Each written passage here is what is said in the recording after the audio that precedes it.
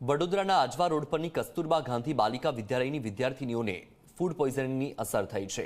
ધોરણ 9 અને 10ની વિદ્યાર્થીનીઓને food poisoning થયું છે। હોસ્ટેલમાં ભોજન લીધા બાદ 10 વિદ્યાર્થીઓને અસર થઈ। કઢી ખીચડી ખાધા બાદ વિદ્યાર્થીનીઓને ઝાડા ઉલટી થયા। સારવાર અપાયા બાદ વિદ્યાર્થીનીઓને હોસ્ટેલમાં પાછી લવાઈ। ઘટના બાદ હોસ્ટેલના શિક્ષકે લૂલો બચાવ કર્યો કે વિદ્યાર્થીનીઓએ પફ ખાધો હોવાથી ફૂડ પોઈઝનિંગની અસર થઈ છે।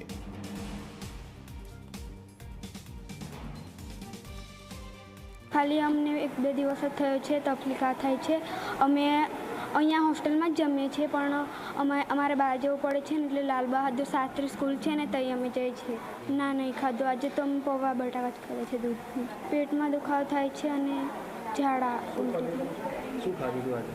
પૌવા બટાકા। શનિવારે રાતે પછી કાલે રાતે એમ ઠીક લાગતું હતું પણ પછી પાછા ઝાડા ચાલુ થઈ ગયા હતા। મેં એકલી જ ખાધું હતું। આજે સવારે કંઈ નહીં ખાધું। તબિયત સારી નથી ને જે ખાઉં ને તો વોમિટ થઈ જતી હતી એટલા માટે કંઈ નહીં ખાધું। જે સર 9મા ધોરણની દીકરીઓને જ થયું છે ને છોકરીઓ 12 પફ ખાય છે એના લીધે થયું છે। ના પફ ખાધો જ છે સર, એ અમારા ડરથી કદાચ એવું બોલતી હશે। અમે અહીંયા શ્રદ્ધા ક્લિનિક છે તઈ બી લઈ ગયા ને આજે રામદેવનગરથી પીએસસી પરથી ડૉક્ટરને જાતે બોલાયા હતા। વડોદરાના આજવા રોડ પર આવેલ કસ્તુરબા ગાંધી બાલ વિદ્યા મંદિર હોસ્ટેલમાં ધોરણ 9માં ભણતી 10 જેટલી વિદ્યાર્થીઓને ફૂડ પોઈઝનિંગની અસર થતાં આરોગ્ય તંત્ર દોડતું થયું છે। આપ જોઈ શકો છો કઈ રીતના કોર્પોરેશનની ખોરાક શાખાની જે ટીમ છે તે અહીંયા પહોંચી છે અને જે ભોજન અહીંયા બનાવવામાં આવે છે તેનું અત્યારે ચેકિંગ કરવામાં આવી રહ્યું છે। મહત્વની બાબત છે કે ગઈકાલે 10 જેટલી વિદ્યાર્થીનીઓને ફૂડ પોઈઝનિંગની અસર થઈ છે। તેમને પેટમાં દુખવાનું, ઝાડા ઉલટી થવાની જે અસર થઈ છે તેના કારણે તેમને ખાનગી હોસ્પિટલ અને કોર્પોરેશનનું જે હેલ્થ સેન્ટર છે ત્યાં તેમને સારવાર આપવામાં આવી। અત્યારે જોઈ શકો છો કઈ રીતના જે હોસ્ટેલના પ્રિન્સિપલ છે તેઓ ફૂડ સેફ્ટી ઓફિસરો સાથે વાતચીત કર્યા છે। હોસ્ટેલના શિક્ષકનું કહેવું છે કે અમે અહીંયા જ જમવાનું બનાવીએ છીએ અને બાળકોને જે વિદ્યાર્થીનીઓ છે તેમને પફ ખાધા પછી ફૂડ પોઈઝનિંગની અસર થઈ છે, પરંતુ વિદ્યાર્થીનીઓ કહી રહી છે કે કઢી ખીચડી ખાધા પછી તેમને ફૂડ પોઈઝનિંગની અસર થઈ છે। જે ગોહિલ સાહેબ છે તેમની સાથે વાત કરીશું આપણે। ગોહિલ સાહેબ, શું કહેશો, કેમ તમે અહીંયા આવ્યા છો? અત્રેના જે ડેપ્યુટી હેલ્થ ઓફિસર દ્વારા અમને મેસેજ આપવામાં આવ્યો કે કસ્તુરબા છાત્રાલય જે આજવા રોડ પર આવેલ છે રામદેવનગર, તેમાં કંઈક છોકરાઓને કંઈક ખાવાથી ફૂડ પોઈઝનિંગની અસર થઈ છે। એ ડૉક્ટરના મેસેજના આધારે અમે તપાસ કરવા માટે અહીં આવેલ છે, એ આગળની તપાસ ચાલુ કરી છે। વિદ્યાર્થીનીઓ સાથે અમે વાત કરી જેને ફૂડ પોઈઝનિંગની અસર થઈ, એનું કેવું છે કે ગઈકાલે કઢી ખીચડી ખાધી એના પછી પેટમાં દુખવાનું, ઝાડા ઉલટી થઈ।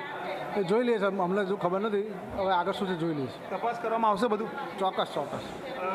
મેડમ કહી રહ્યા છે કે પફ ખાધું બહારથી તેના કારણે થઈ છે, પણ વિદ્યાર્થીનીઓ કહી રહી છે જે હકીકત અમે જોઈ લઈએ છીએ। શું કાર્યવાહી થશે પછી? પહેલાં તો આ લોકોનું પહેલાં કિચન લાયસન્સ નથી એટલે પહેલાં બંધ કરાવી લઈશું પહેલાં ફર્સ્ટ તો, અને સેકન્ડ તો અત્યારે આજુ શું છે એના નમૂના લેવામાં આવશે અને કાલનું તો કદાચ વધુ નહીં કદાચ ખબર નહીં હોય। કાલે શું બેન કાલનું કઢી ખીચડી કાલે કઢી ખીચડી ખાધી એટલે કઈ છે તો જે રીતના અત્યારે આપ જોઈ શકો છો કે ફૂડ સેફ્ટી જે ઓફિસર છે તે વાત કરી રહ્યા છે। સૌથી ચોંકાવનારી માહિતી આવી કે કેટરિંગનું લાયસન્સ નથી, જમવાનું બનાવવાનું લાયસન્સ નથી, છતાં પણ અહીંયા જમવાનું બનાવવામાં આવતું હતું અને હવે કિચન બંધ કરાવવાની વાત ફૂડ સેફ્ટી ઓફિસર કરી રહ્યા છે।